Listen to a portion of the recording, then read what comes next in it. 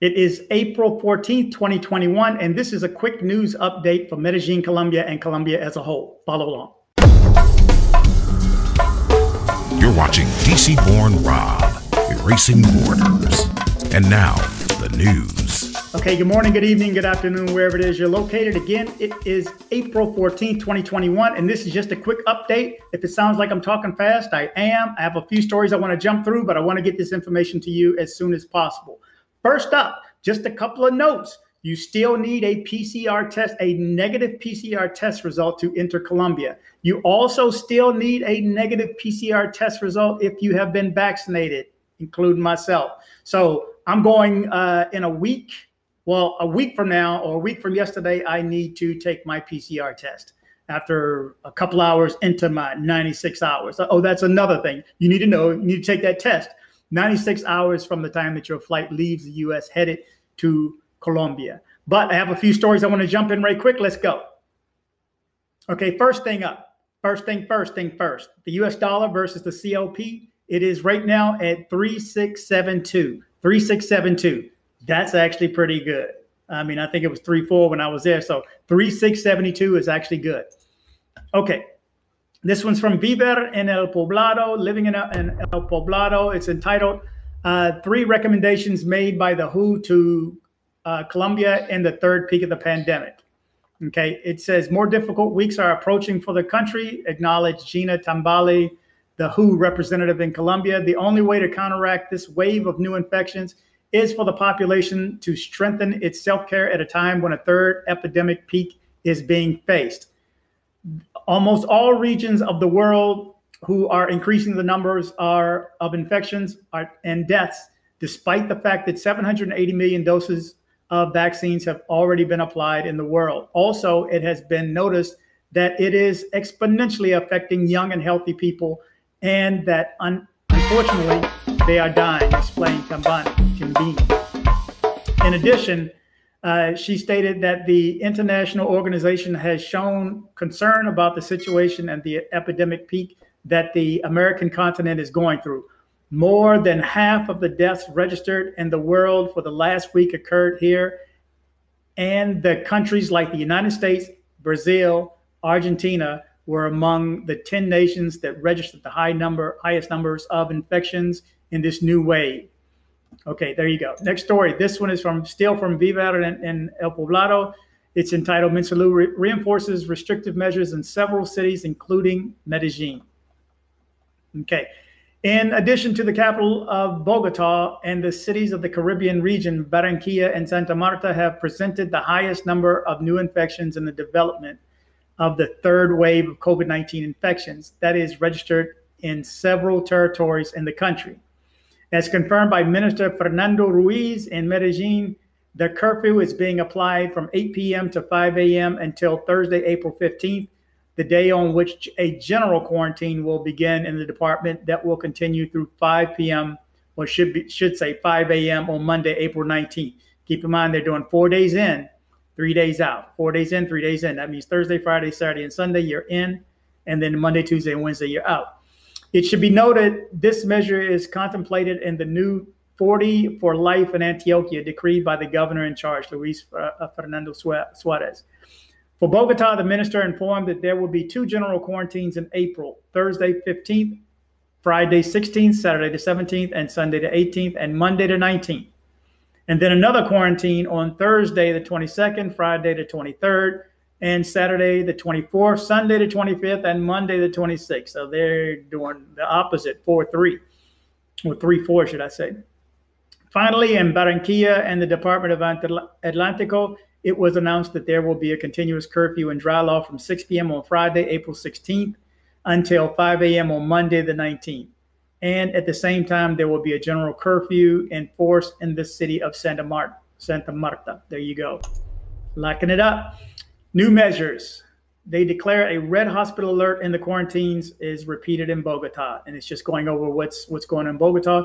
After a meeting with the national government, the mayor of Bogota announced new measures for the cities in order to appease the intensity of the third peak of the pandemic. Know what they are. Bogota will adopt more measures to face the third peak of the pandemic in general. It has authorities and health personnel on alert due to the rapid increase in infections. Okay, the hospital red alert was decreed after ICU occupancy for patients in COVID-19 of other pathogens exceeded 95%. Next story. The extent confinement in the Atlantic for 2 more weekends. And this just going over the same thing that I told you before, but I wanted to reiterate. And this is how it's going to be. And this is in Barranquilla from 6 p.m. on Friday the 16th until 5 a.m. on the 19th. Then the following weekend from 6 p.m. on Friday the 23rd until Monday the 26th at 5 a.m. So continuous curfew on the weekends in Barranquilla. They're locking it up. And also a night curfew and prohibition laws extended from April 19th to the 23rd between 6 p.m. and 5 a.m. on the following day. So just not the weekend days. Okay, Cali without quarantine this weekend. Follow curfew from 8 p.m. To prevent Caleños from being infected, the municipal government will go to the neighborhoods with the greatest impact of COVID-19 so that they stay home. Okay, after meeting with the epidemiological committee, the mayor of Cali, Jorge Ivan Ospina, assured that for this weekend, no new quarantine will be decreed. So they're one of the few, Cali. But the measure is not ruled out. The president said that a space was identified that gives medical metrics so that not to decree a total confinement in the city. But the curfew is maintained from 8 at night until 5 in the morning the next day, and the prohibition law from 10 at night. Still have it. If you are headed to Medellin, Colombia, make sure you stop by one of Sweet Georgia Cafe locations, or either both. One's in Laureles, one is in Poblado. Make sure you tell the owner, Rob, that DC Rob sent you there. As well as if you're in the Poblado neighborhood, make sure you stop by Brooklyn's Restaurant and see Chef Jay. Also, if you need airport pickups or drop-offs, call my man Andres. His information will be below, and he's my guy for tours. It does not affect only adults. 7 children are in serious health due to COVID-19 in Medellin. The mayor of Medellin, Daniel Quintero, revealed that the worrying panorama that the city is going through in the third peak of the pandemic, as he assures that young people and children are being seriously affected by the infection of COVID-19. Quintero reported that 7 children are hospitalized and in serious health. 4 are 1-year-old, 1 is 2 years old, and one is 5, and the other one is 6 years old. 3 of these children are in tubed intensive care, and 4 are hospitalized. We have noticed many young people and now infected children. So many call is to take the maximum care of the responsibility of parents, expressed Mayor Quintero. 6 comunas of Medellin have more than 200 active cases of COVID-19. Wow, the Secretary of Health, Andre Uribe Montoya, announced the number of infected, recovered, and deceased so far from COVID-19 or coronavirus in the municipality. In this report of the April 13th, 2021, they reported that 2,387 new cases were presented. They also reported that there are 234,421 positive cases of COVID-19 in the municipality of Medellin. So he's saying out of the 10,000, Medellin has more than 10,000 active cases, but here's the breakdown. Medellin has 10,000, wow, and 10,004. Then next is Belén with 368, Robledo 281, Buenos Aires with 279, and El Poblado with 267. And then it starts to drop. But okay, the days and hours in which the most thefts were committed in the first quarter of the year in Cali.